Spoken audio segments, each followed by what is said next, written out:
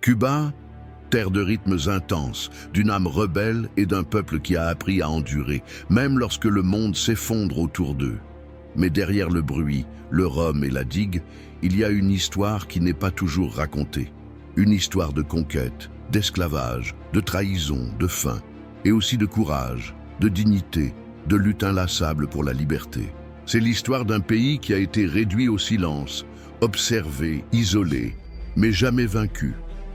Si vous aussi vous avez l'impression d'avoir dû lutter contre tout pour rester debout, cette histoire est pour vous. Et si vous avez déjà cru que les petites villes ne pouvaient pas changer leur destin, aujourd'hui, vous découvrirez comment Cuba l'a fait à sa manière. Bienvenue dans l'histoire complète de Cuba. Avant de commencer cette histoire puissante, je vous demande quelque chose de très spécial. Abonnez-vous à la chaîne et laissez un commentaire. Cuba, ta force inspire le monde. Ce simple geste ne vise pas seulement à soutenir ce contenu, c'est pour que davantage de personnes comme vous puissent trouver cette vidéo, en apprendre davantage sur cette histoire et se sentir soutenus. Parce que lorsque nous partageons la mémoire, nous partageons également la dignité. Maintenant, préparez-vous, car ce que vous êtes sur le point d'entendre ne vous laissera pas le même. 1. L'île avant le temps, les premiers habitants. Imaginez un instant une île recouverte d'une jungle dense, avec des rivières aux eaux cristallines, serpentant entre de douces montagnes et des plaines fertiles. Il n'y avait ni ville, ni voiture, ni bruit. Seul le murmure du vent dans les palmiers et le chant des oiseaux à l'aube. C'était Cuba bien avant que Christophe Colomb n'y pose le pied. Cette terre avait déjà une histoire, une âme. Bien avant l'arrivée des Européens, l'île était habitée par des peuples autochtones qui vivaient en harmonie avec la nature. Les Taínos, les Siboneyes et les Guanajatabeyes étaient les principaux groupes autochtones peuplant l'archipel cubain. Chacun avait ses propres coutumes, mais ils partageaient un point commun, un profond respect pour la terre qui les nourrissait. Les Taínos, issus de la grande famille Arawak du nord de l'Amérique du Sud, étaient les plus nombreux. Agriculteurs, pêcheurs et artisans, ils cultivaient le manioc, le maïs, les patates douces et les piments. Ils vivaient en communautés appelées yucayekes, construites en bois et en feuilles de palmier. Leurs maisons, appelées bohíos, étaient circulaires et disposées autour d'une place centrale, où ils organisaient danses et rituels. Les Taínos avaient également une vie spirituelle riche. Ils croyaient en des êtres surnaturels appelés semis, qui représentaient les esprits de la nature ou leurs ancêtres. Chaque communauté avait un béik ou chaman qui guérissait les maladies et guidait les rituels. Les Siboney, considérés comme plus anciens, étaient des cueilleurs et des pêcheurs. Ils vivaient principalement dans des grottes et sur les côtes. Moins nombreux, ils faisaient néanmoins partie de la mosaïque humaine qui donnait vie à l'île. Plus mystérieux encore étaient les Guanajatabey, dont on sait très peu de choses, mais qui habitaient probablement l'ouest de Cuba, dans l'Antiquité. C'était un Cuba sans frontières, sans guerre mondiale, sans colonisateurs, un paradis qui semblait figé dans le temps. Mais cet équilibre naturel était sur le point de changer à jamais, car à l'horizon du XVe siècle, des navires venus d'un monde inconnu approchaient, poussés par la soif d'or, de gloire et de conquête. L'histoire de Cuba allait alors prendre un tournant dramatique qui allait marquer le destin de l'île pendant plus de 4 siècles. 2. L'arrivée de Colomb, le début de la conquête, 1492. L'équilibre ancestral que maintenaient les Taínos, les Siboney et les Guanajatabey avec l'île fut soudainement rompu le 27 octobre 1492, lorsque 3 navires européens apparurent à l'horizon, la Niña, la Pinta et la Santa Maria. À bord se trouvait un navigateur génois du nom de Christophe Colomb, qui, en quête d'une nouvelle route vers les Indes, avait découvert, sans le savoir, un nouveau monde. Lorsque Colomb posa le pied sur le sol cubain pour la première fois, il le fit sur la côte nord-est, à un endroit aujourd'hui connu sous le nom de Barillay, dans l'actuelle province de Holguín. Il fut fasciné par la beauté de l'île, Il décrivit ces paysages comme un paradis terrestre, avec ses arbres feuillus, son eau douce abondante et son sol fertile qui semblait promettre des richesses infinies. Mais la fascination de Colomb ne vint pas seule. Il apporta avec lui un système de pensée européen qui considérait le Nouveau Monde comme un territoire à conquérir, à exploiter et à soumettre. Si les rencontres avec les peuples autochtones furent d'abord pacifiques, et les Taïnos leur offrant cadeaux, fruits et tabac, les intérêts économiques et politiques de la couronne espagnole allaient rapidement transformer cette cordialité en domination brutale. Colomb nomma l'île Juana en l'honneur du prince Jean, fils des rois catholiques. Cependant, ce nom ne dura pas longtemps. Plus tard, elle fut rebaptisée Fernandina, puis Santiago, jusqu'à ce qu'elle soit finalement nommée Cuba, nom que les autochtones utilisaient pour désigner leur territoire.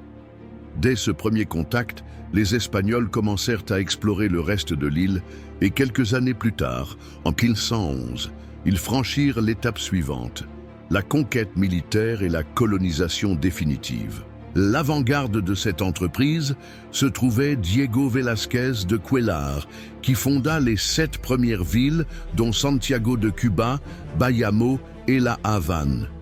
L'arrivée des Européens a entraîné l'imposition de nouvelles normes, religions, langues et structures politiques, mais aussi une catastrophe démographique pour les peuples autochtones. Bientôt, des maladies inconnues des peuples autochtones, comme la variole et la rougeole, ont commencé à faire des ravages. À cela s'ajoutait le travail forcé, les mauvais traitements et la perte de leurs terres, provoquant un effondrement quasi total des populations autochtones. L'un des exemples les plus tragiques de cette époque fut la mort du chef Atué, un chef indigène d'Hispaniola, qui tenta de résister à la conquête espagnole. Atué fut capturé et brûlé vif en 1512. Avant de mourir, selon la légende, un prêtre lui proposa d'être baptisé et d'aller au paradis. Atué demanda si les Espagnols seraient également présents. Lorsque le prêtre lui répondit qu'il serait là, il répondit « Alors, je ne veux pas aller au paradis ». Cette réponse est entrée dans l'histoire comme un symbole de la dignité et de la résilience des peuples autochtones face à la brutalité de la conquête. Ainsi, en quelques décennies seulement, le monde tel que les Taïnos le connaissaient disparut presque entièrement. Cuba devint une colonie espagnole, une terre sous contrôle étranger utilisée comme point stratégique dans les Caraïbes et comme base pour de futures conquêtes continentales. L'île ne serait plus jamais la même, et le pire était encore à venir. Car après l'extermination des peuples indigènes, les Espagnols allaient chercher une nouvelle source de main-d'œuvre, les esclaves africains. Ainsi commença l'étape suivante de l'histoire cubaine, marquée par la richesse du sucre et l'horreur de l'esclavage. 3. La colonie espagnole et le fléau de l'esclavage, 16e-19e siècle. Après la conquête, Cuba était entièrement sous contrôle espagnol. Nous étions au XVIe siècle et la longue période coloniale commençait.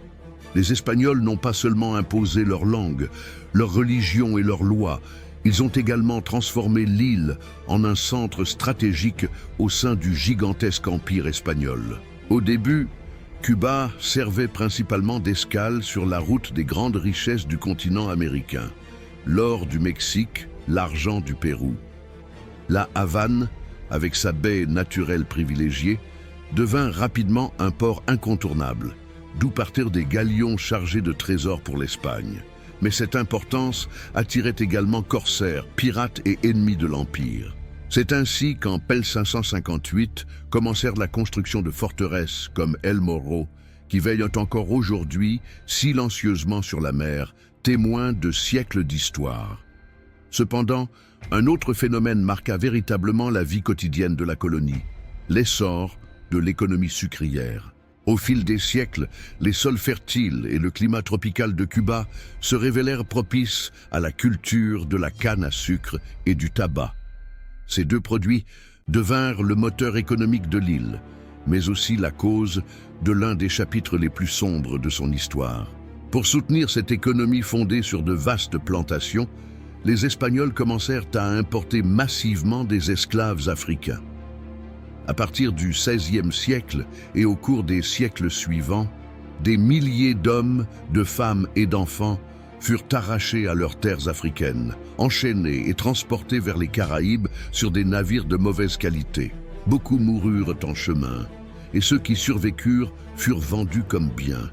À Cuba, ils furent contraints de travailler sans relâche dans les champs de canne à sucre sous un soleil implacable, soumis à des châtiments brutaux, à une alimentation de mauvaise qualité et à l'absence totale de droits. L'esclavage n'était pas seulement une pratique économique, c'était une institution sociale, acceptée et protégée par le droit colonial. Malgré l'horreur, ils résistèrent. De nombreux esclaves s'enfuirent dans les montagnes, formant des communautés appelées palanques, où ils tentèrent de vivre librement. D'autres se révoltèrent au sein des haciendas, incendiant les champs de canne à sucre et organisant des soulèvements. L'un des plus mémorables fut celui d'Aponte en 1812, un chef afro-descendant qui planifia une grande révolte anti-esclavagiste, mais fut découvert et exécuté. Mais la graine de la rébellion était déjà plantée. Durant cette longue période coloniale, une identité créole se forgea également. Des Cubains nés sur l'île, descendants d'Espagnols, d'Africains et de Métis, se sentant progressivement cubains plutôt que sujets du roi d'Espagne. Si les classes supérieures créoles bénéficiaient souvent de privilèges, nombre d'entre elles ressentaient également du ressentiment face au contrôle de la péninsule, aux impôts et à l'absence de pouvoir politique. Cuba était une société profondément inégalitaire. Quelques-uns possédaient tout et beaucoup n'avaient rien. La richesse issue du sucre et du tabac remplissait les poches de quelques-uns, tandis que la majorité vivait dans la pauvreté. Ainsi, pendant plus de 3 siècles, l'île fut une colonie bâtie sur la douleur, la sueur et le sang de ceux qui n'avaient pas voix au chapitre. Mais cette voix allait s'élever plus fortement au XIXe siècle, lorsque l'idée de liberté commença à souffler sur l'île tel un vent nouveau et frais et dangereux pour les intérêts coloniaux, car ce qui allait suivre serait un cri qui allait changer à jamais le destin de Cuba, la clameur pour l'indépendance. 4. Les premiers cris de liberté, XIXe siècle. Après plus de 3 siècles sous domination espagnole, l'île de Cuba commençait à changer. Le changement n'était pas immédiatement visible, mais quelque chose s'éveillait dans le cœur de ses habitants. À la campagne, dans les villes, dans les cafés de la Havane et dans les champs de canne à sucre de l'Est, des idées dangereuses pour la puissance coloniale commençaient à se faire entendre. Liberté, égalité, patrie. Les créoles, ces Cubains nés sur l'île mais descendants d'Espagnols, avaient vu comment les colonies du reste du continent avaient obtenu leur indépendance. En Amérique du Sud, des dirigeants comme Simón Bolívar et José de San Martín écrivaient déjà les pages de Nouvelle République. Au Mexique, Hidalgo et Morelos avaient entamé le même chemin. Et Cuba, quand ? L'étincelle commença à jaillir dans l'esprit des écrivains, des avocats, des agriculteurs et des jeunes rêveurs. Mais parmi eux, un homme se démarqua particulièrement, José Martí. Bien que son heure de gloire vienne plus tard, c'est au XIXe siècle que sa pensée commença à prendre forme. Martí n'était pas seulement un patriote, c'était un poète, un journaliste, un philosophe et surtout un fervent défenseur de la justice. Dès son plus jeune âge, il fut emprisonné pour s'être opposé au régime espagnol. Son combat ne se limitait pas au colonialisme, mais aussi au racisme, à la pauvreté et au manque d'opportunités. Martí comprenait que la véritable liberté ne s'obtenait pas seulement par les armes, mais aussi par les idées. Il disait « La culture est le seul moyen d'être libre ». Mais les appels à la liberté ne s'exprimaient pas seulement par la plume. Nombreux étaient ceux qui les exprimaient aussi avec des armes, des machettes et des fusils, prêts à donner leur vie pour un avenir meilleur. La tension sur l'île s'accrut à pas de géant. Les esclaves aspiraient à briser leurs chaînes. Les paysans souffraient d'impôts injustes. Les intellectuels réclamaient l'autonomie. La situation était sur le point d'exploser. Dans ce contexte, les premiers mouvements conspirationnistes ont émergé, comme la conspiration de l'échelle en 1844, un soulèvement réprimé avec une violence extrême. Des centaines de personnes d'origine africaine ont été exécutées ou emprisonnées. Mais la flamme ne s'est pas éteinte. Au contraire, elle s'est intensifiée. Et puis enfin, en 1868, un cri retentit dans les champs de l'Est de Cuba, l'indépendance ou la mort. Ce fut le début de la guerre de 10 ans, la première grande lutte armée pour l'indépendance. Mais nous explorerons ce moment plus en détail dans le prochain chapitre, car les cris n'étaient plus des murmures. Ils étaient devenus les cris d'une nation qui s'éveillait, une nation qui avait trop souffert et qui se préparait désormais à se battre pour le bien le plus sacré qu'un peuple puisse posséder, sa liberté. Si vous êtes arrivé jusqu'ici, c'est parce que cette histoire touche votre âme. C'est pourquoi je te demande, es-tu déjà abonné à la chaîne? Jette-y un œil dès maintenant. Et si cette vidéo résonne en vous, partagez-la. Parce qu'avec ce simple geste, vous aidez cette histoire à atteindre plus de gens. À ceux qui ressentent peut-être aussi de la douleur, qui résistent aussi, qui cherchent aussi à comprendre. Merci de faire partie de cette mémoire partagée. 5. Les guerres d'indépendance, 1868-1898. Les tensions à Cuba avaient atteint leur paroxysme. Pendant des siècles, le peuple avait subi le poids de l'esclavage, des inégalités et du contrôle absolu du pouvoir espagnol. Mais ce n'était plus le cas. À l'aube du 10 octobre 1868, dans une petite sucrerie de la région de Bayamo, la de Majagua, un homme éleva la voix et par là changea le cours de l'histoire cubaine. Cet homme était Carlos Manuel de Céspedes, un propriétaire terrien éclairé et cultivé, profondément convaincu que l'île méritait la liberté. Ce jour-là, il rassembla ses esclaves, les libéra et leur proposa quelque chose de plus grand que la liberté individuelle. Il leur proposa de lutter, ensemble, pour la liberté de toute une nation. Ce cri, connu sous le nom de cri de Yara, marqua le début de la guerre de 10 ans. La guerre dura jusqu'en 1878 et fut brutale. Des milliers de paysans, d'esclaves affranchis, de créoles éclairés et de patriotes de toutes les classes sociales prirent les armes. Nombre d'entre eux n'avaient qu'une machette à la main, mais ils portaient courage et espoir au cœur. Ils combattirent dans les montagnes, vécurent dans des camps de fortune et furent constamment poursuivis par les troupes espagnoles, mieux armées et plus nombreuses. Au cours de ces 10 années de combat, des chefs militaires ont émergé, comme Máximo Gómez, un stratège dominicain devenu un symbole de la lutte cubaine, et Antonio Macheo, le titan de bronze, un mulâtre d'origine modeste qui a défié non seulement l'armée espagnole, mais aussi les préjugés d'une société profondément raciste. Malgré des progrès significatifs et des victoires symboliques, la guerre prit fin avec la signature du pacte de San John en 1878, sans que Cuba n'accède à l'indépendance. Pour beaucoup, ce fut une trahison. Mais Maceo, fidèle à ses idéaux, rejeta l'accord lors de ce qui allait devenir la manifestation de Baragua. Son geste resta un symbole de dignité et de résistance inébranlable. Après cette première grande guerre, une nouvelle tentative brève mais intense surviendra, la petite guerre de 1879, qui, bien que rapidement réprimée, démontra que le désir de liberté continuait de brûler comme une braise cachée sous les cendres. Des années de réorganisation, d'exil et de réflexion allaient suivre, mais soudain, la figure qui avait déjà émergé comme l'âme de la nation revint, José Martí. De son exil, Martí écrivit, organisa et fonda le Parti révolutionnaire cubain. Son objectif n'était pas seulement de libérer Cuba de la domination espagnole, mais de construire une patrie juste et inclusive où il n'y aurait ni maître ni esclave, ni blanc ni noir, ni riche oppresseur, ni pauvre réduits au silence.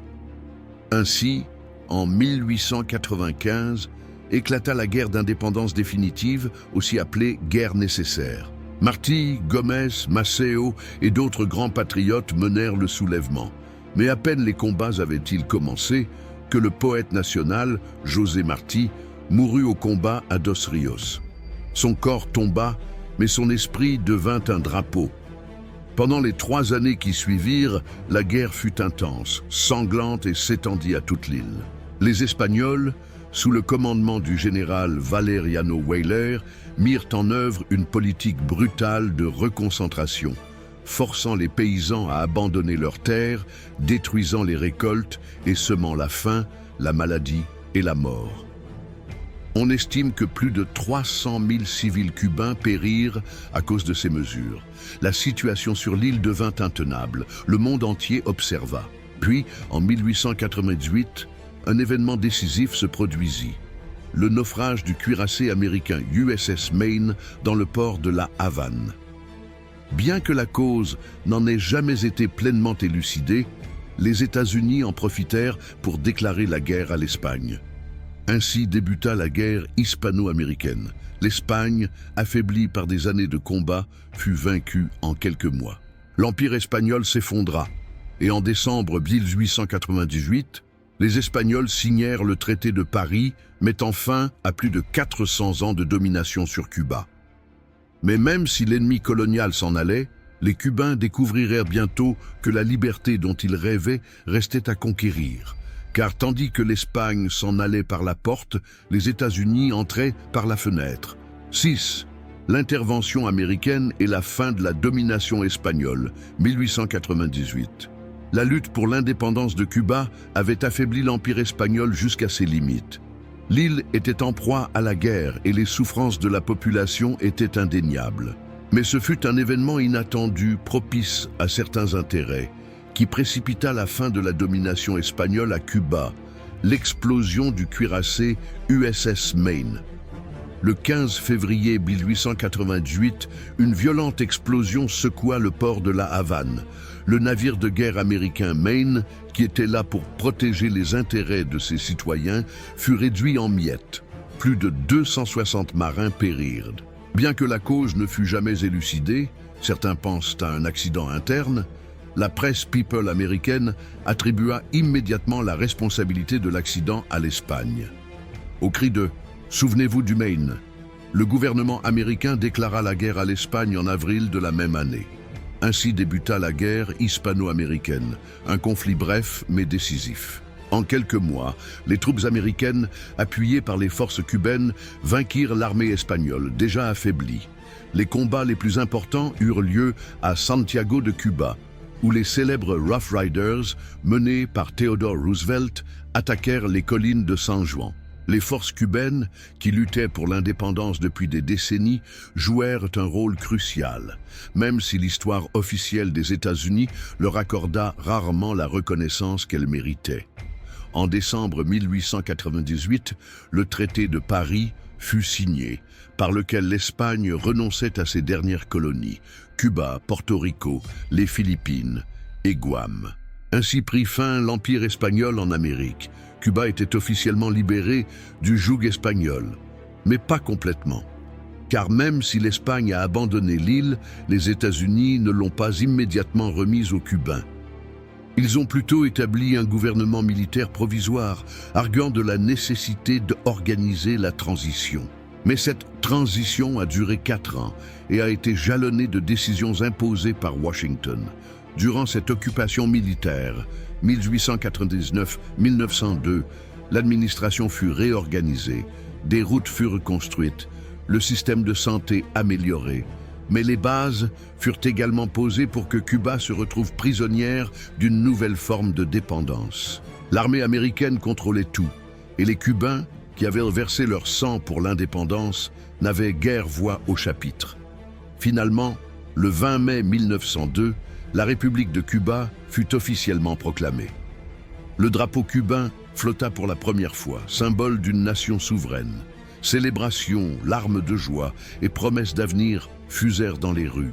L'avocat Thomas Estrada Palma en fut nommé premier président. Mais cette souveraineté était assortie de conditions.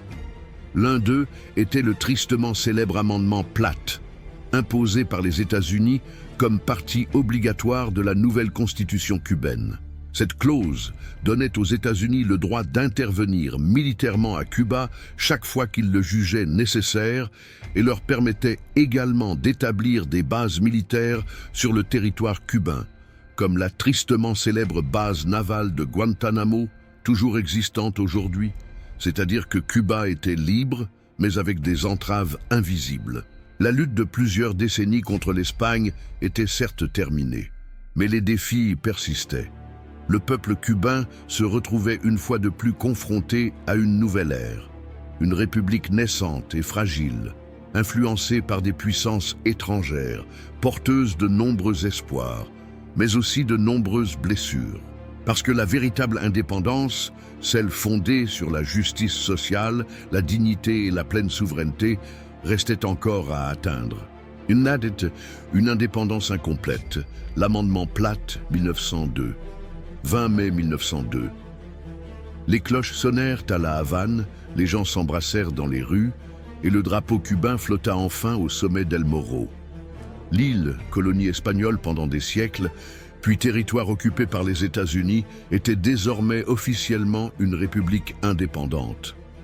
Mais était-il vraiment libre ? Après le retrait des troupes espagnoles en 1898 et l'occupation militaire américaine qui dura jusqu'en 1902, Cuba fut libéré sous certaines conditions. La plus importante et la plus controversée fut l'amendement Platt. Et c'était quoi ça ? L'amendement Platt fut imposé directement par le Congrès des États-Unis en 1901. Pour que Cuba soit reconnue comme république, le pays devait accepter cette clause dans sa nouvelle constitution. Et ce n'était pas n'importe quelle clause. Elle limitait sévèrement la souveraineté cubaine. Entre autres choses, l'amendement Platt autorisait que les États-Unis interviennent militairement à Cuba chaque fois qu'ils estiment que l'ordre est menacé. Que Cuba ne pouvait pas signer de traité avec d'autres pays sans l'approbation des États-Unis. Que le gouvernement cubain a cédé des terres pour les bases navales américaines, dont la plus célèbre est la baie de Guantanamo, qui reste sous contrôle américain à ce jour. En d'autres termes, Cuba était libre en apparence, mais protégé en pratique. De nombreux Cubains ont ressenti cela comme une trahison des idéaux pour lesquels des milliers de patriotes étaient morts. Après tant de sang versé, devaient-ils désormais se soumettre à une nouvelle forme de contrôle étranger ? Malgré leur indignation, le gouvernement provisoire dirigé par Tomás Estrada Palma a accepté les conditions. Il était urgent de consolider la République et d'empêcher de nouvelles occupations. On disait que c'était un mal nécessaire, même si beaucoup le considéraient simplement comme un mal. Les premières années de la République furent marquées par une apparente stabilité, mais aussi par de profondes inégalités, une corruption politique et une dépendance économique croissante envers les États-Unis. Le sucre demeurait le moteur de l'économie cubaine et de nombreuses plantations, usines et chemins de fer étaient déjà aux mains d'entreprises américaines. Cela a généré un sentiment de frustration chez de larges pans de la population. Certes, c'était une république, mais pas véritablement souveraine. Et ce mécontentement allait bientôt éclater. En 1906, 4 ans seulement après la proclamation de la République, une crise politique conduisit à une nouvelle intervention militaire américaine qui dura jusqu'en 1909. Ainsi, l'amendement Platt fut appliqué pour la première fois, démontrant que l'indépendance cubaine était en réalité une liberté conditionnelle. Durant ces années, les tensions raciales et sociales sont également devenues évidentes. De nombreux vétérans de guerre, notamment d'origine africaine, se sont sentis oubliés. Ils s'étaient battus pour la liberté, mais se retrouvaient désormais sans terre, sans emploi et sans droit. Malgré cela, la nation cubaine continua de croître. Une nouvelle génération de penseurs, d'écrivains et de leaders sociaux émergea peu encline à se fixer. Peu à peu, l'idée d'une Cuba véritablement souveraine, sans tutelle ni liens étrangers, reprit de la vigueur. L'amendement Platt ne durerait pas éternellement, mais son ombre marquerait une ère entière de faiblesse gouvernementale, de dépendance économique et de fragilité institutionnelle. Ainsi, Le jeune pays continue de chercher sa place, oscillant entre les espoirs républicains et la dure réalité géopolitique. Le chapitre suivant explorera ces premières décennies turbulentes où le rêve d'une république s'est heurté à des dictatures, à des fraudes électorales et à de nouvelles promesses de changement. 8. Les décennies d'instabilité et de corruption, 1902-1952. Le drapeau cubain flottait fièrement, mais sous lui se cachaient de profondes blessures. La République était née avec des restrictions marquées par l'amendement Platte, et les 5 décennies suivantes furent un véritable tourbillon politique. Coups d'État, fraudes électorales, interventions étrangères et gouvernements corrompus qui promettaient beaucoup et tenaient peu.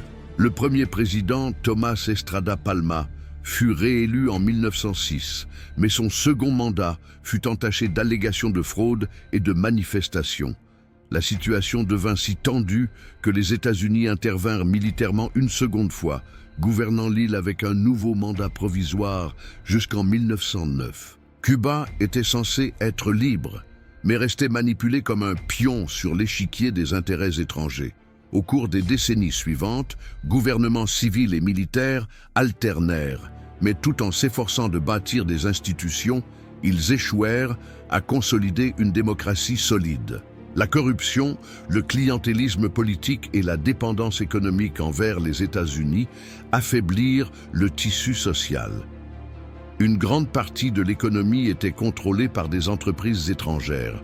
Sucreries, mines, chemins de fer et même l'électricité et l'eau dans les grandes villes. Pendant ce temps, les campagnes cubaines souffraient.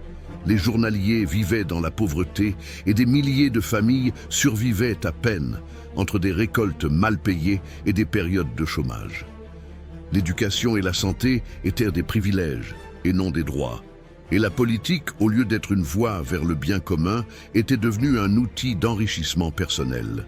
Dans ce contexte, des personnalités comme Gerardo Machado ont émergé, élu président en 1925 avec un discours modernisateur. Initialement, il a promu les travaux publics, les routes et le développement urbain. Mais au fil du temps, il s'est transformé en dictateur autoritaire, réprimant l'opposition, censurant la presse et étendant son pouvoir au-delà de ce qui était légalement possible. La répression était féroce, notamment contre les étudiants et les mouvements ouvriers. En 1933, une grève générale et un soulèvement populaire ont entraîné sa chute et son exil. La suite fut encore plus chaotique. Coup d'État militaire, gouvernement provisoire, junte révolutionnaire. Au cœur de cette tourmente, un jeune sergent apparut qui allait bientôt devenir une figure clé de l'histoire cubaine. Fulgencio Batista. En 1933, Batista mena le coup d'État des sergents, qui mit fin au gouvernement provisoire de Carlos Manuel de Céspedes, fils du héros. Dès lors, Batista devint l'homme fort de Cuba, même s'il gouverna un temps en coulisses, manipulant des présidents fantoches. Finalement, en 1940, il se présenta aux élections et remporta l'élection. Durant son mandat constitutionnel, 1940-1944, Batista surpris par une position plus modérée. Sous sa direction, une nouvelle constitution progressiste fut approuvée, l'une des plus avancées d'Amérique latine à l'époque. Elle garantissait les droits du travail, l'égalité devant la loi et le suffrage des femmes. Ce fut un bref répit, un moment d'espoir pour beaucoup. Mais cet espoir s'est rapidement estompé au cours des années suivantes. Après avoir quitté le pouvoir, Batista s'est exilé, tandis que Cuba sombrait à nouveau dans un cycle de corruption, de mauvaise gouvernance et de violence politique. Les partis politiques se disputaient le pouvoir comme s'il s'agissait d'un butin, tandis que les inégalités se creusaient. En 1952, à l'approche de nouvelles élections, Batista revint d'exil. Constatant ses faibles chances de remporter une victoire équitable, il décida de ne pas attendre les résultats du scrutin. Le 10 mars 1952, il organisa un nouveau coup d'État et s'empara du pouvoir par la force, instaurant une dictature militaire. La Constitution de 1940 fut suspendue, les partis politiques furent interdits, la presse censurée et les opposants persécutés. L'espoir de construire une république démocratique s'effondra une fois de plus. Mais ce que Batista n'imaginait pas, c'est que, parmi la jeunesse réduite au silence et humiliée, une révolution se préparait qui allait changer à jamais l'histoire de Cuba. Si cette histoire vous touche, si vous avez l'impression de ne pas regarder une simple vidéo, mais revivre quelque chose de profond, faites une pause, abonnez-vous à la chaîne et aimez-nous. Avec ce petit geste, vous aidez davantage de personnes à découvrir ce contenu, des gens qui, comme vous, valorisent la mémoire, la vérité et la force d'un peuple qui n'a jamais abandonné. Votre soutien ne concerne pas seulement cette chaîne, c'est pour que l'histoire ne soit pas perdue. 9. Le coup d'État de Batista, 1952. Au cœur de la Havane, aux premières heures du 10 mars 1952, la ville s'éveilla en frémissement. Les chars sillonnaient les rues, les soldats occupaient les bâtiments publics et les journaux n'arrivaient pas ce jour-là. Sans un seul coup de feu, Fulgencio Batista avait repris le pouvoir à Cuba. Non pas par un vote, non pas par la volonté populaire, mais par la force. Avec ce coup d'État, Batista mit fin à un processus électoral en cours, où sa popularité était minime. Selon les sondages de l'époque, il occupait la 3e place. Mais il refusait de perdre. Avec le soutien silencieux et parfois explicite de l'armée, des entreprises et du gouvernement américain, il renversa l'ordre constitutionnel et prit le contrôle absolu du pays. Sa première action fut de suspendre la Constitution de 1940, celle qu'il avait lui-même promue des années plus tôt. Puis, il dissout le Congrès, restreint les libertés civiles, censure la presse et lance une intense campagne de répression contre toute forme de dissidence. Dès lors, Cuba sombre dans une dictature militaire, masquée par le discours de l'ordre et de la stabilité. Mais le pays était différent. Ce n'était plus le Cuba rural et dispersé du début du XXe siècle. C'était une nation dont la population était plus urbaine, plus instruite et plus connectée. Une jeune génération, agitée et diplômée de l'université, refusait de se taire face au retour de la tyrannie. Les universités, et en particulier celles de la Havane, devinrent des foyers de résistance. Des manifestations furent organisées, des tracts clandestins imprimés et des noms qui deviendraient célèbres furent mentionnés dans les couloirs des facultés. L'un d'eux était un jeune avocat qui, à peine âgé de 25 ans, commençait à s'imposer comme un leader naturel de cette jeunesse dissidente, Fidel Castro Ruz. Fidel, jusque-là membre du Parti orthodoxe, un mouvement politique fondé par le leader assassiné Eduardo Chibas et qui dénonçait la corruption, décida que la voie électorale n'était plus possible. Si Batista avait bloqué la voie démocratique, la seule option restante était la lutte révolutionnaire. Pendant ce temps, Batista renforçait son régime d'une main de fer. Soutenu par les États-Unis, il vendait une image de stabilité et de progrès. La Havane regorgeait de gratte-ciel, de casinos, d'hôtels de luxe et de néons. La capitale devint un pôle d'attraction pour les millionnaires, les stars hollywoodiennes et les mafieux comme Meyer Lansky et Lucky Luciano qui blanchissaient de l'argent dans les casinos avec la protection du régime. Mais derrière cette lueur artificielle se cachait une vérité bien plus dure. La pauvreté augmentait dans les quartiers pauvres, les paysans souffraient du manque de terres et d'écoles, les ouvriers vivaient sous des salaires injustes et les opposants politiques étaient persécutés, torturés ou disparaissaient. Batista gouvernait par la violence, mais aussi par la peur. Il s'entourait d'un appareil policier répressif qui contrôlait tout, des rédactions aux syndicats. Mais il ne pouvait pas réduire tout le monde au silence. Car, tandis que le pouvoir s'enivrait à la Havane, les germes de la rébellion germaient dans le silence de la jeunesse. Le coup d'État de 1952 ne fut pas seulement une trahison de la démocratie. Il déclencha une révolution. Une révolution qui couvait déjà en secret, dans des salles obscures, lors de réunions clandestines, dans les montagnes et dans le cœur d'un peuple las d'être réduit au silence. Et c'est ainsi que, dans ce climat d'oppression et d'espoir réprimé, s'approchait un 26 juillet qui marquerait à jamais le destin de Cuba. 10. La révolution cubaine, 1953-1959. Le pays brûlait en silence. Les lumières des casinos brillaient à la Havane, mais au-delà des salles luxueuses, le peuple vivait dans la faim, la peur et la rage. La dictature de Batista avait anéanti le vote, la voix et l'espoir. Mais elle ne pouvait pas tout éteindre, car dans l'ombre, une révolution commençait à prendre forme. C'était en 1953. Un jeune avocat né à Biran, fils d'un vétéran de la guerre d'indépendance et d'une paysanne d'origine modeste, décida qu'il ne pouvait plus attendre. Son nom, Fidel Alejandro Castro Ruz. Il n'avait que 26 ans, lorsqu'avec un groupe de jeunes hommes déterminés, il organisa le premier grand coup d'État contre la dictature, l'assaut de la caserne Moncada à Santiago de Cuba. Aux premières heures du 26 juillet 1953, quelques 160 hommes et femmes, dont beaucoup étaient sans expérience militaire, attaquèrent simultanément les casernes Moncada et Carlos Manuel de Céspedes. Ils cherchèrent à s'emparer des armes de l'armée et à déclencher un soulèvement populaire. Mais l'opération fut un échec militaire. Beaucoup moururent, d'autres furent torturés, et Fidel fut capturé avec son frère Raoul. Lors de son procès, Fidel ne nia rien. Au contraire, il prononça un discours qui marquerait sa vie à jamais. L'histoire m'absoudra. Il y dénonça la corruption, la misère du peuple et le manque de liberté. Le procès se transforma en forum politique. Condamné à la prison, il fut rapidement libéré grâce à une amnistie en 1955. Exilé au Mexique, il ne renonça pas à sa cause.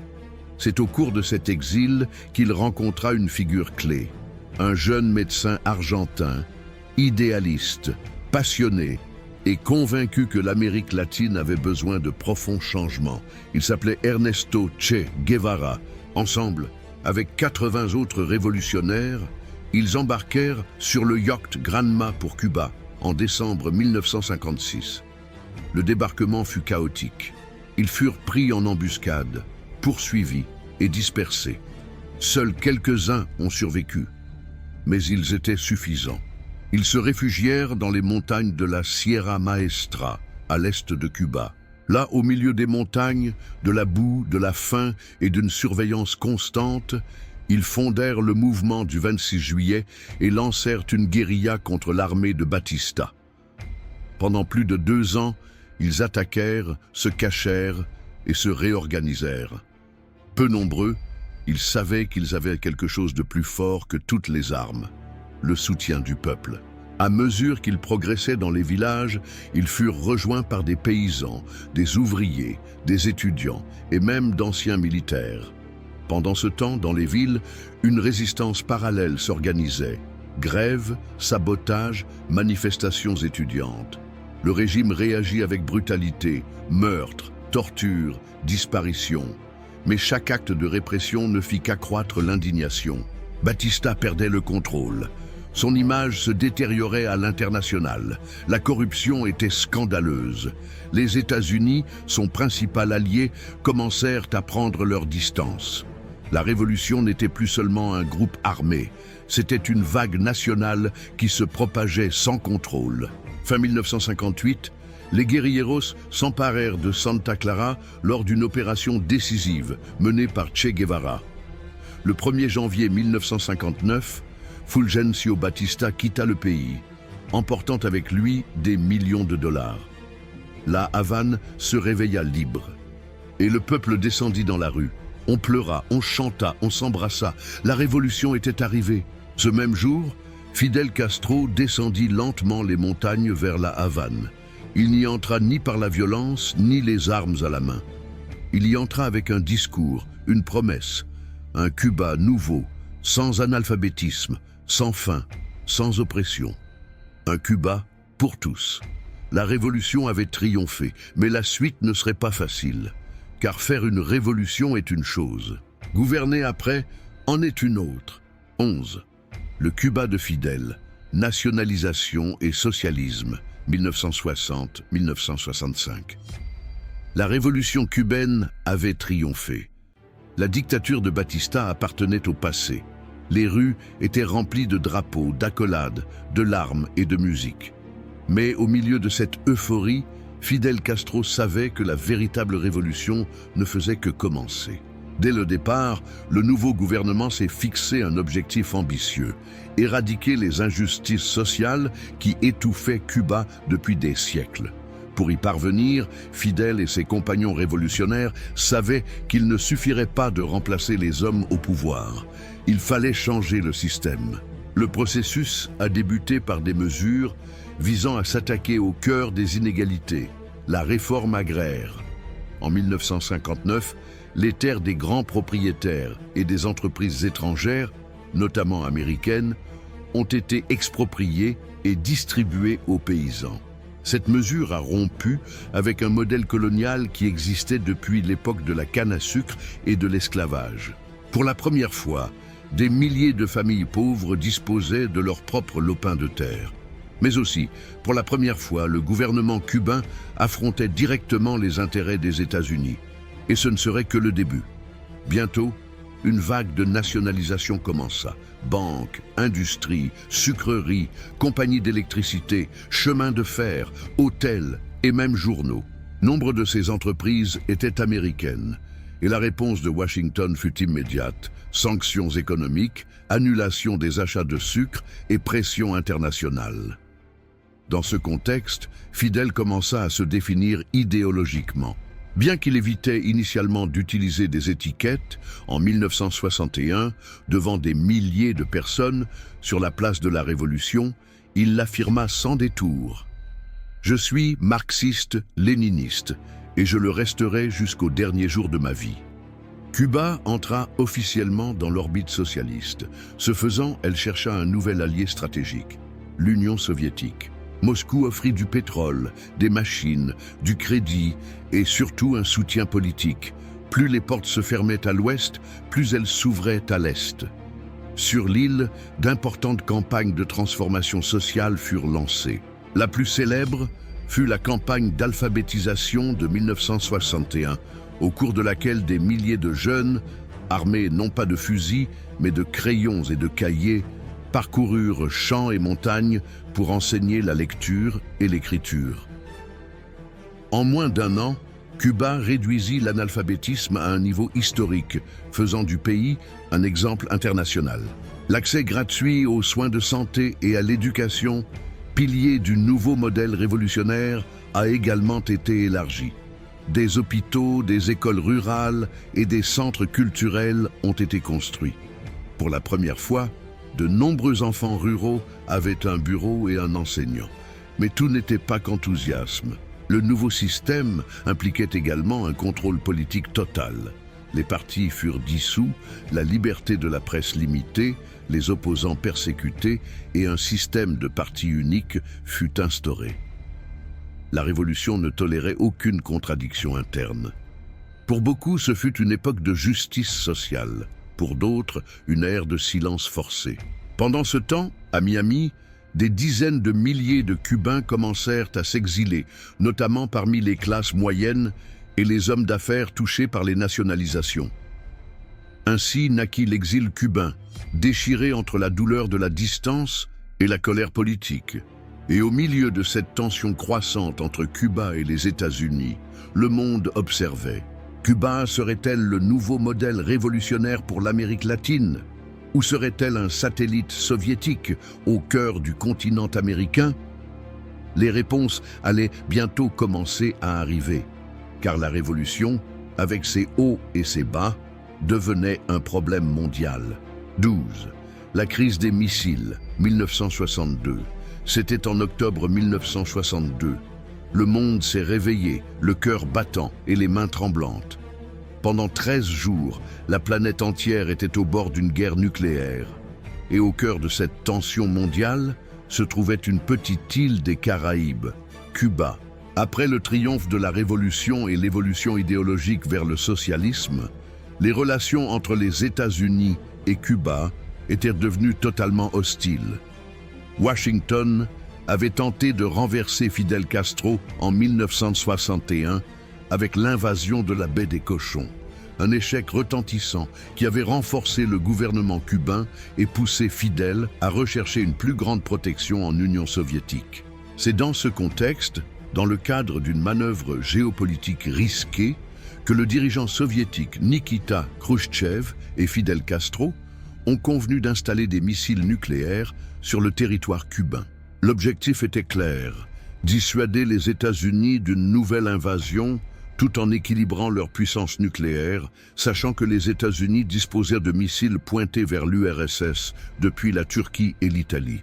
Mais le 14 octobre 1962, un avion espion américain U-2 prit des photos aériennes qui changèrent tout. Des images nettes de bases de missiles soviétiques en construction sur le sol cubain. Lorsque le président John F. Kennedy vit ces photos, le temps commença à s'écouler. Commencèrent alors les 13 jours les plus tendus du XXe siècle. Les États-Unis imposèrent un blocus naval à Cuba qualifié de quarantaine pour empêcher l'arrivée de nouveaux missiles soviétiques. Le monde retint son souffle. Les flottes des deux pays se faisaient face dans la mer des Caraïbes, et une erreur de calcul, un malentendu, un tir manqué pouvaient déclencher une apocalypse nucléaire. Pendant ce temps, à Cuba, la situation était tendue. Fidel mobilisa la population, prépara des tranchées, distribua des armes et décréta l'état d'alerte maximale. L'ordre était clair. S'il devait mourir, il mourrait debout. À cette époque, Fidel écrivit une lettre historique à Khrouchtchev, suggérant que si les États-Unis envahissaient Cuba, l'URSS riposterait avec toute sa puissance nucléaire. Cette lettre démontrait l'engagement total de Cuba envers sa position révolutionnaire, mais aussi un signal clair du danger extrême auquel elle était confrontée. Finalement, le 27 octobre, au milieu d'une diplomatie intense et secrète, un accord fut trouvé entre Kennedy et Khrouchtchev. L'URSS retirerait les missiles de Cuba en échange d'une promesse publique des États-Unis de ne pas envahir l'île et d'un retrait secret des missiles américains de Turquie. Le monde respirait, mais le résultat n'a pas été le même pour tout le monde. L'URSS et les États-Unis sont apparus comme des acteurs centraux du drame, mais Cuba a été exclu de la table des négociations. Fidel Castro, qui avait été l'hôte involontaire de la plus grande crise de la guerre froide, n'a été ni consulté ni informé avant la signature de l'accord.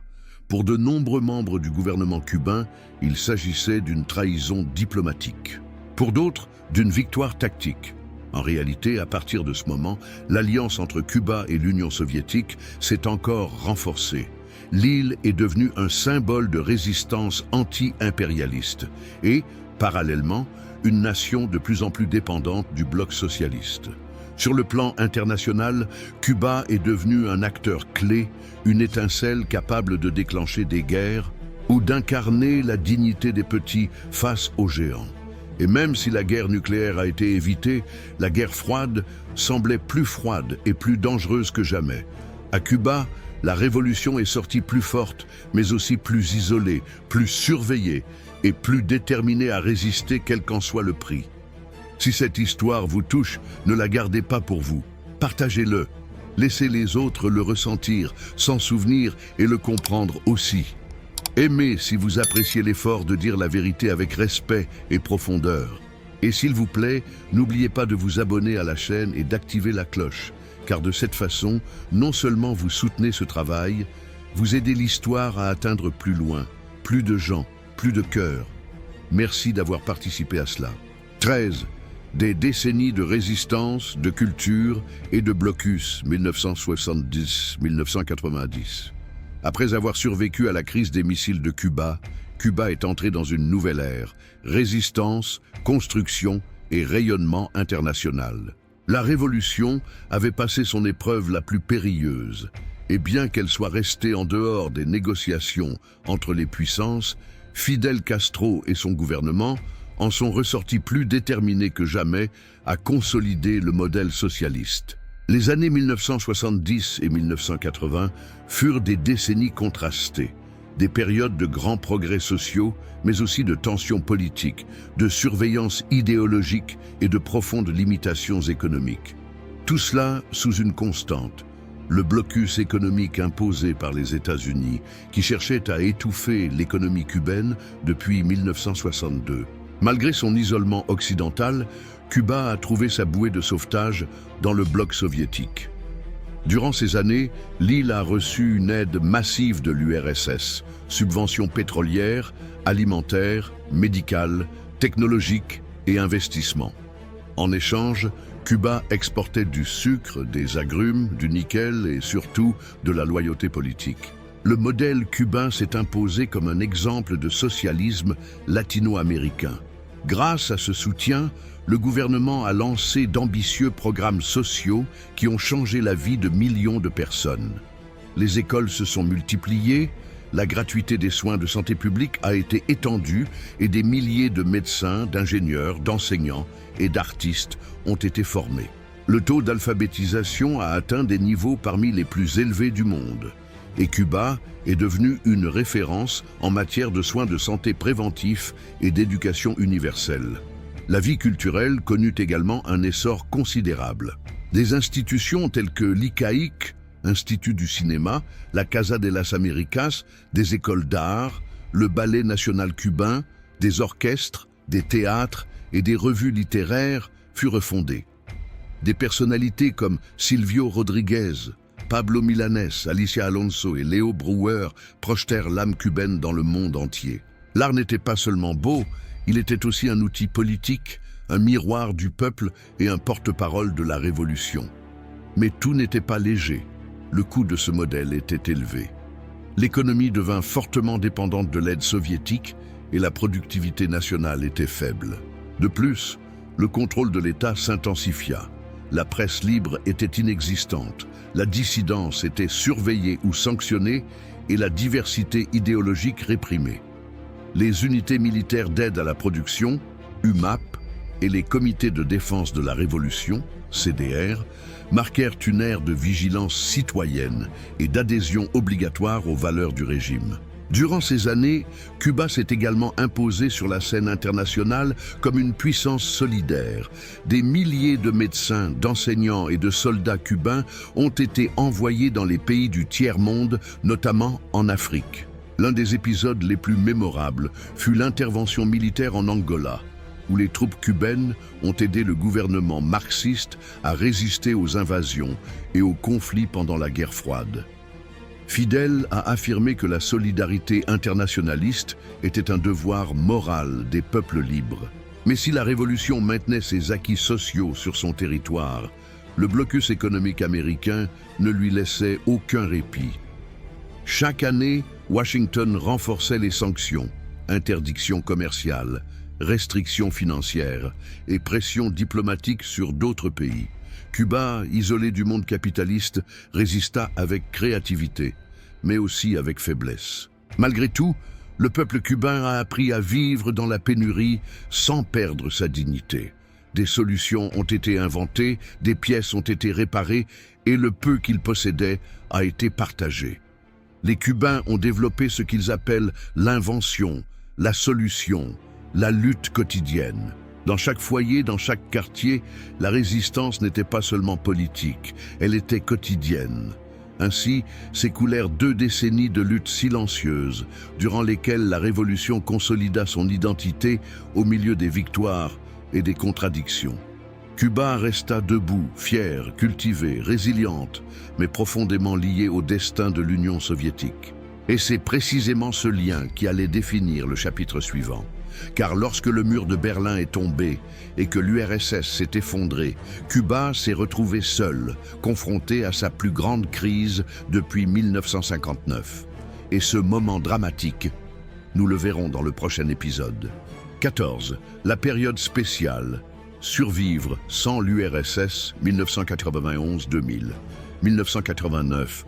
Le mur de Berlin s'effondre, 1991. L'Union soviétique se dissout. Et avec elle, le cordon ombilical qui maintenait Cuba en vie se rompt. Pendant des décennies, Moscou avait été le principal soutien économique, politique et commercial de la révolution cubaine. Du jour au lendemain, Cuba se retrouve seul. Ce qui suivit fut l'un des chapitres les plus difficiles et les plus admirables de son histoire. La soi-disant période spéciale en temps de paix. Ce terme semble bureaucratique, presque inoffensif. Mais derrière ces mots se cache une véritable crise de survie.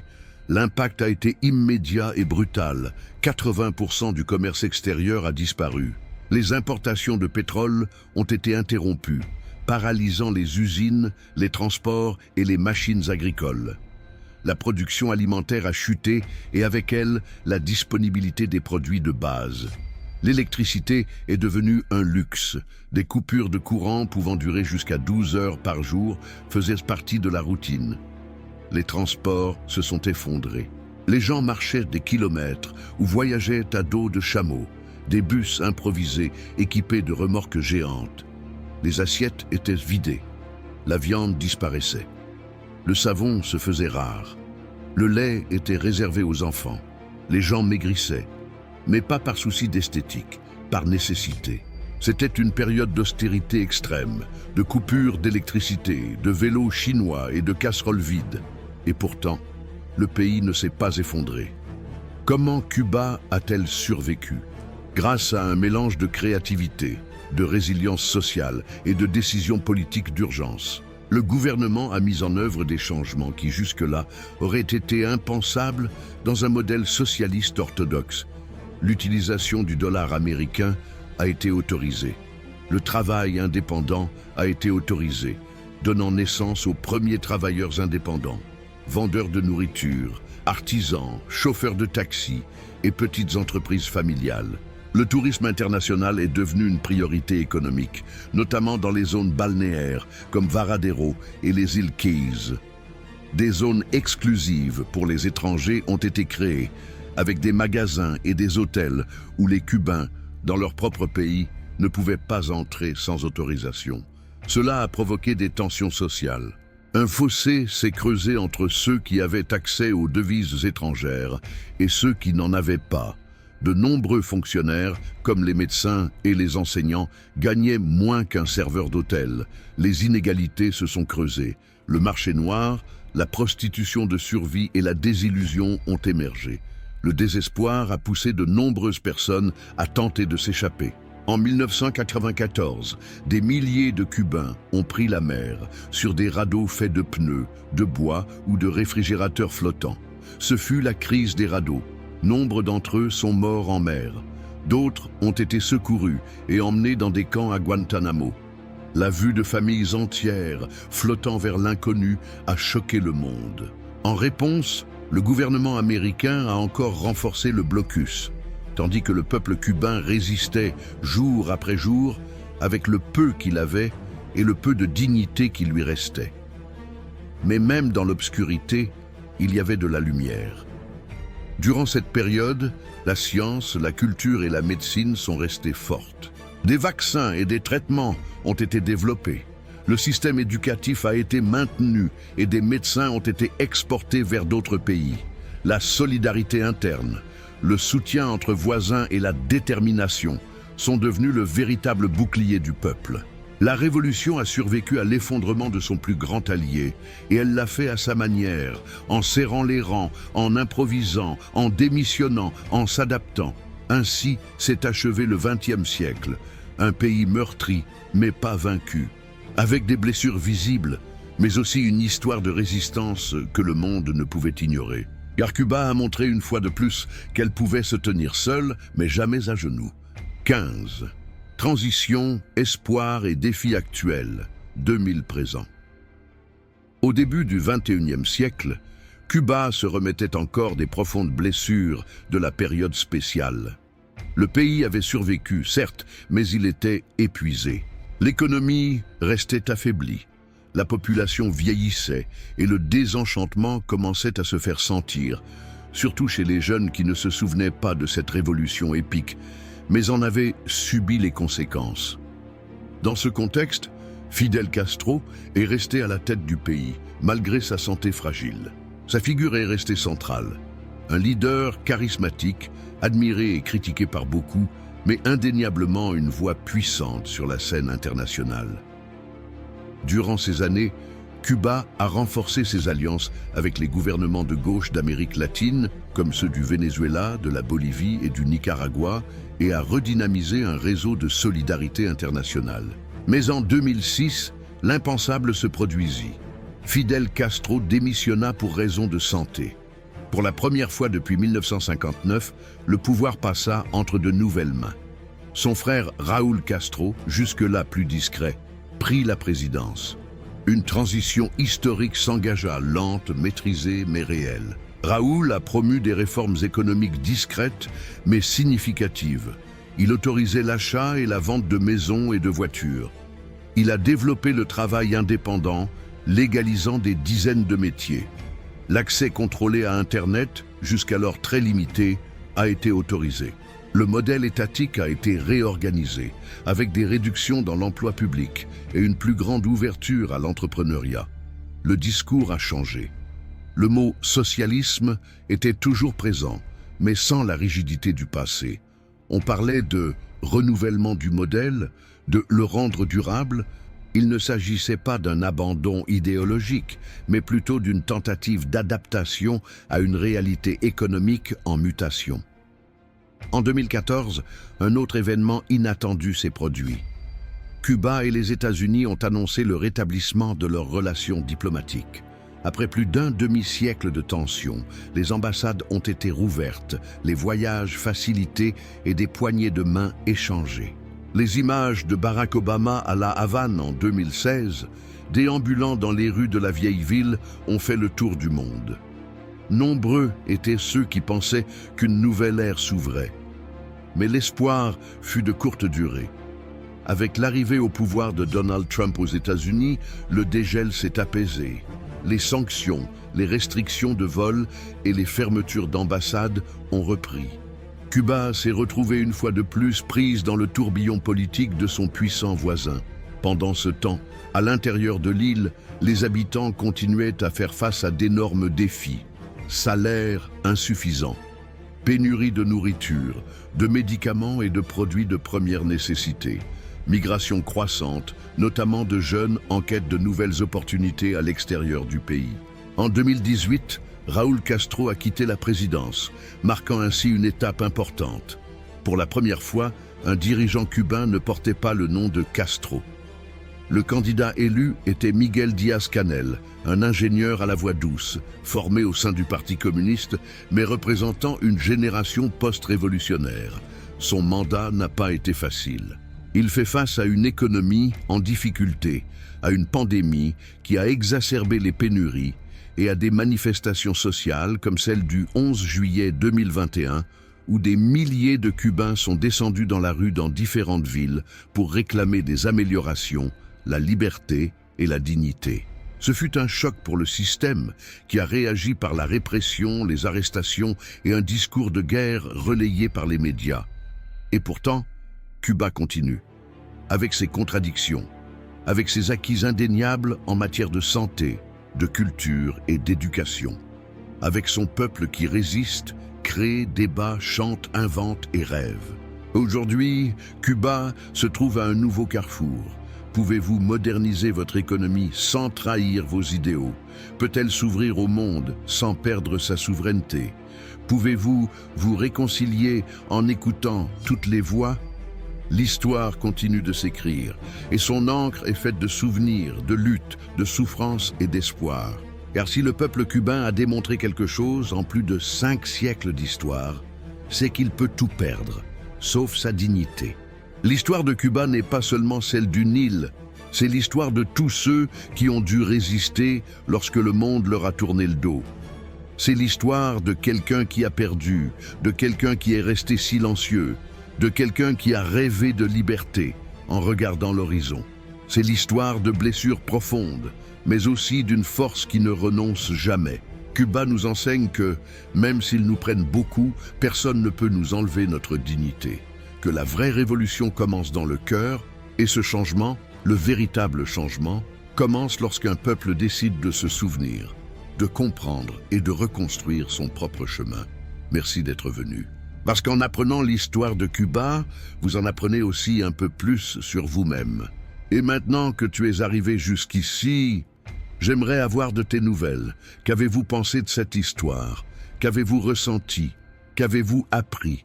Écrivez-le dans les commentaires, parce que votre voix compte aussi. En laissant simplement votre avis, vous aidez cette vidéo à atteindre plus de personnes, afin que cette histoire ne soit pas perdue et que beaucoup d'autres puissent réfléchir avec nous.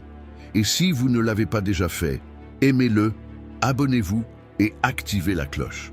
Votre soutien est la force motrice qui maintient cette mémoire vivante.